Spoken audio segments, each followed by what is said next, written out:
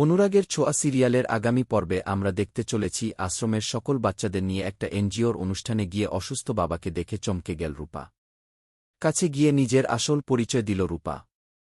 অনেক সময় জার্নি করে অবশেষে মায়াপুরের আশ্রমে গিয়ে পৌঁছায় দীপা।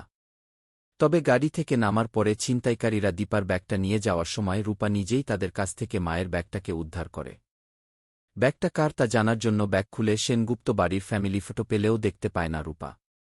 তারপর পুলিশের হাতে ব্যাগটা তুলে দিয়ে রূপা ওইখান থেকে পালিয়ে যায়।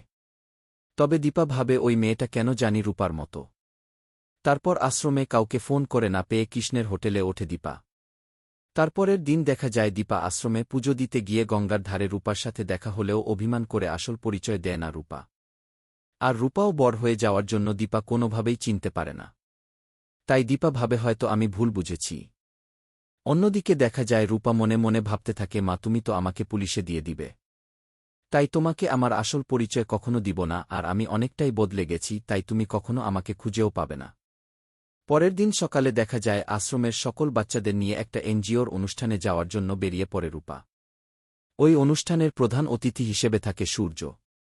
যখনই সূর্য সেনগুপ্তের নাম মাইকে অ্যানাউন্স করা হয় তখন এটা শুনে চমকে যায় রূপা। রূপা অনুষ্ঠান থেকে ফিরে আসার সময় সূর্যকে নিয়ে স্টেজে ওঠে সোনা। তাই পিছনের দিক ঘুরে অসুস্থ বাবাকে দেখে চমকে যায় রূপা।